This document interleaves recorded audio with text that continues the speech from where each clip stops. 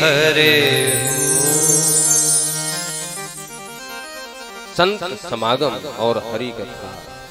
भोलेनाथ कहते हैं कि आप प्रभु की कथा सुनती हो, आपको इतना समझाया जा रहा है, फिर भी आपके समझ में नहीं आ रहा है। देखो, संत की कथा, प्रभु का नाम संकीर्तन भजन सहजता से नहीं मिलता, सबके नसीब में नहीं होता। सुत, दारा, लक्ष्मी, बेटा बेटी, पत्नी, पैसा, धन दौलत सबके घर में होता है, लेकिन बिरले किसी घर में सत्संग होता है, बिरले किसी घर में नित्य प्रतिदिन पूजा होती है, दुर्लभ दो।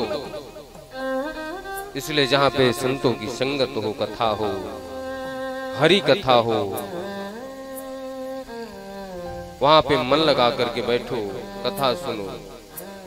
और कथा सुनने के बाद, संत की संगत में रहने के बाद भी यदि आपकी बुद्धि शुद्ध नहीं हुई तो समझो कि विधाता ने ही कोई लीला किया।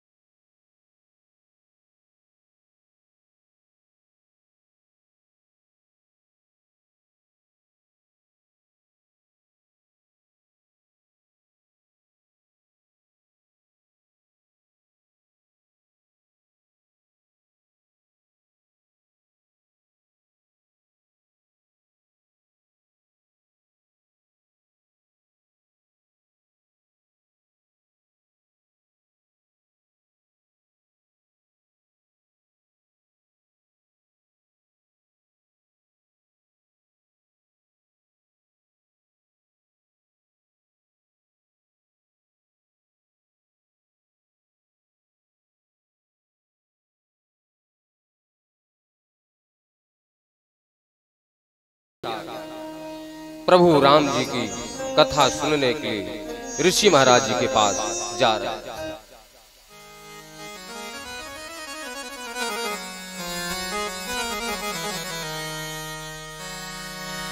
एक बार त्रेता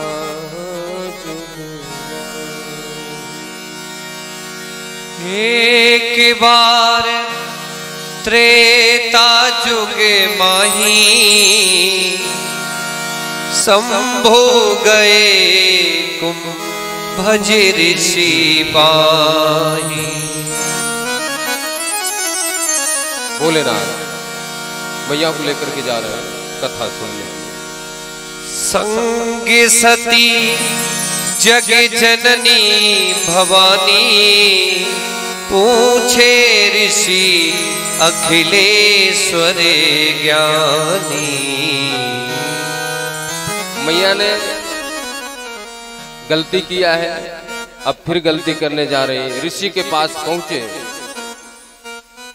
ऋषि महाराज को प्रणाम किया, एक दूसरे को नमस्कार किया गया, बैठे, कथा प्रारंभ हुई। ऋषि महाराज तो कथा सुना रहे हैं, लेकिन मैया को नींद आ जाती है, बीच बीच झपकी आ जाती है। भगवान भोलेनाथ ने देखा हो, विचार क्या हो सकता है, भगवान की कोई ऐसी लीला हो, दूसरी गलती कर रही है। प्रभु तो कथा सुन रहे हैं, लेकिन मैया थोड़ी थोड़ी देर में सो जाती है। क्यों सो जाती है? क्योंकि यह आलस्य है, और जिसको कथा सत्संग में नींद आ जाए, समझ लेना कुंभकर्ण की पत्नी उनके सिर के ऊपर सवार हो रही है, निद्रा देवी। तो उनको भगाने के लिए कीर्तन भजन करते रहना।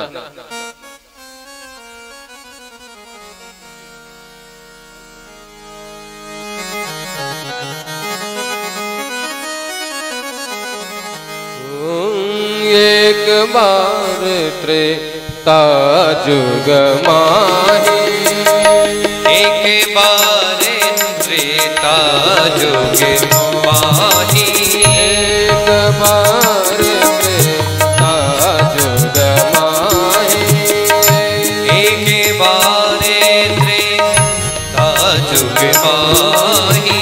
सब गए हजार सिपाही, सब गए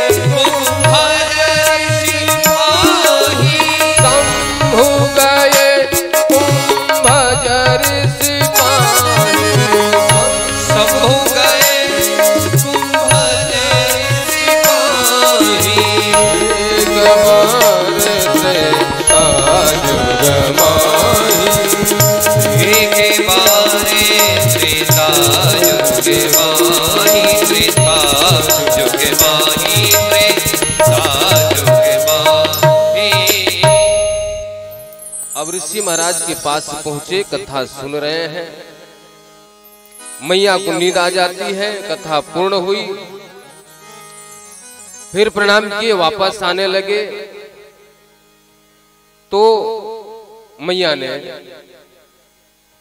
देखा कि राम जी सीता जी की खोज में वन में भटक रहे। हे सीते, हे सीते, हे खग मृग मधुकर श्रेणी, तुम देखी सीता मृग नयनी।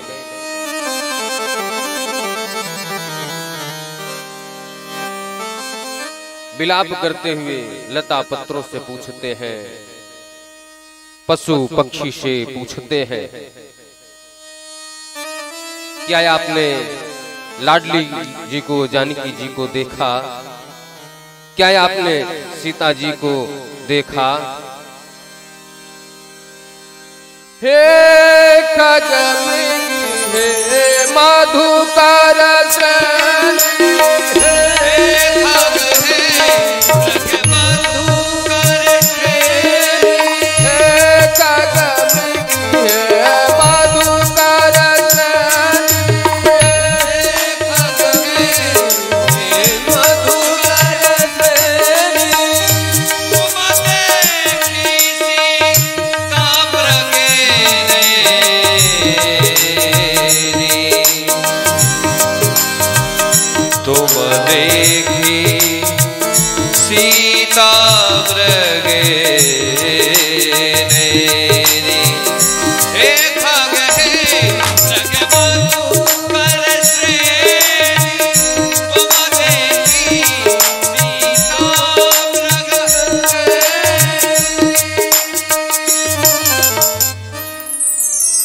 इस दृश्य को सती मैया ने देखा। उनको संदेह हो गया।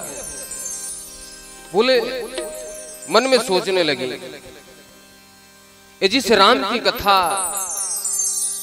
ऋषि महाराज सुना रहे थे, जो परमात्मा, परमपिता, परमेश्वर, क्या वो ये राम इस तरह से स्त्री पत्नी वियोग में रोएंगे? उनको संदेह होने लगा।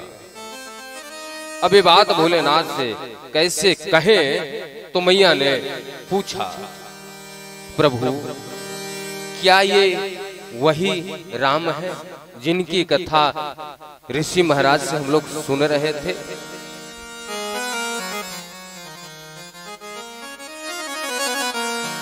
जासु कथा कुम बजरे से पाहे, जासु कथा भजे ऋषि गाही, जासु कथा कुम बजरे सुपाहे, जासु कथा भजे ऋषि गाही, भगति जासु,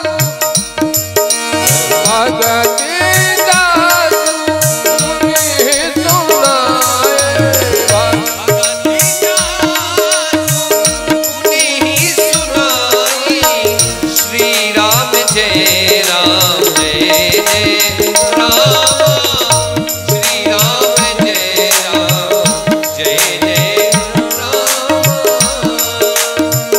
अब ये बात, क्या ये वही मुनि है, वही राम जी हैं जिनकी कथा मुनि जी महाराज ने सुनाया?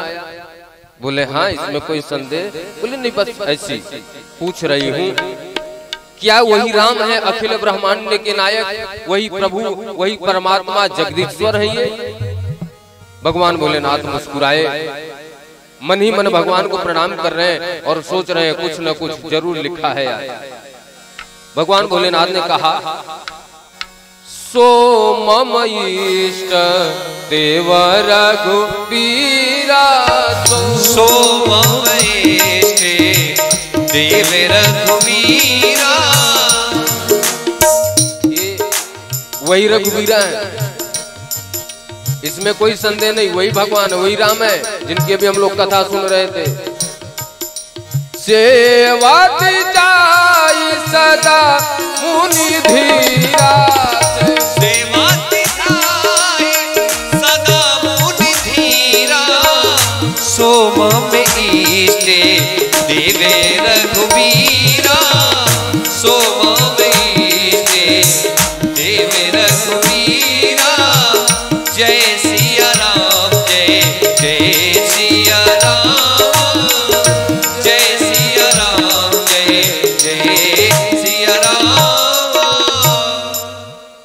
अब ये बातचीत करते करते चले आए अपने स्थान पे, लेकिन मैया तो मैया,